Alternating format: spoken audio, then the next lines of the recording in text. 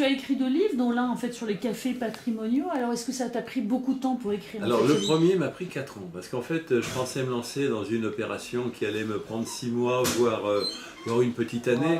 Et puis dès qu'on commence à plonger dans les anecdotes liées au café parisien, on s'aperçoit que on veut de plus en plus de détails. Et si on est amené à décrire par exemple Barbet d'Aurevilly qui rentre au café de Fleurus, ça ne s'invente pas, la manière dont cet homme était habillé à l'époque. Donc ce sont sans arrêt des recherches dans les mémoires du temps. Et pour chez Balzac alors? Alors j'ai eu la chance tout d'abord de faire ce livre sur les cafés, ce qui fait que j'avais une grande documentation sur les cafés en général.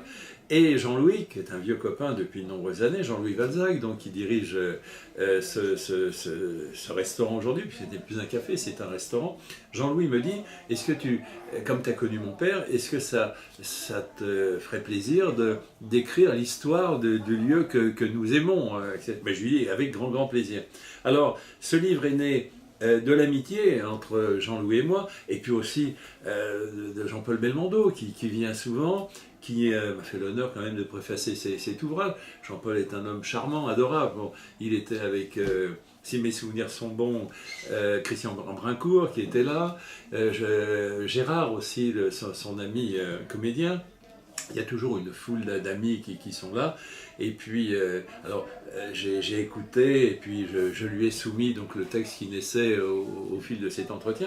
Donc ça pour la préface. J'ai repris donc toujours la trame que j'aime bien. C'est-à-dire, ce que j'aime bien, c'est raconter l'histoire d'un lieu par rapport à l'histoire, en général. La grande histoire, la petite histoire. Parce qu'il y a des mots, par exemple, on est dans le quartier dit de Vaugirard aujourd'hui.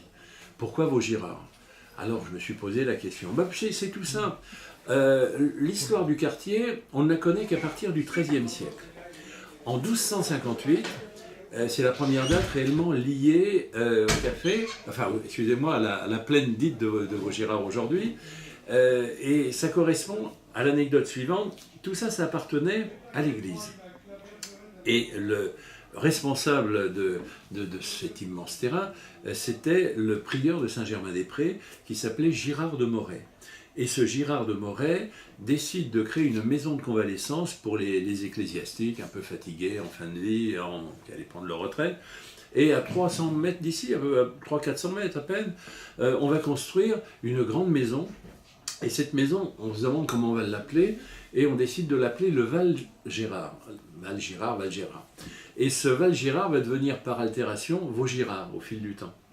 Et tout est comment dirais-je, tout se produit un peu de la même manière. C'est-à-dire qu'à force de prononcer des mots, d'autres naissent, et par altération simplement. Grenelle, c'est pareil, quand quelqu'un me dit « Ah, vous connaissez Grenelle ?» Je dis « Oui, c'est là où il y a des lapins. » Parce que dans le temps, il y avait un grand château, le château de Grenelle. Tout autour, il y avait des hectares de terrain, de bois, qui allaient se perdre en bordure de Seine.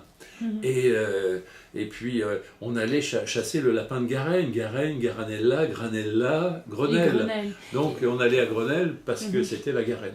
Et juste, en fait, pour finir sur ce livre, en fait, chez Balzac, qu'est-ce qui vous a séduit au fond, en fait, alors, je crois que c'est la convivialité, la gentillesse, la spontanéité, l'accueil. C'est une famille, la famille de Balzac, je connais Lydie, la fille, donc la dernière génération là, qui commence.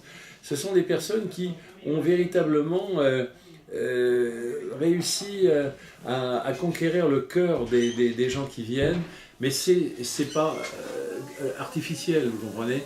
On y est bien, on s'y sent bien, et c'est pour ça qu'on a du mal à quitter le lieu, et que toute la clientèle se traduit peu à peu, ça devient des amis fidèles. Et cette fidélité, on la retrouve continuellement à chaque fois qu'on nous irons. Super, ok.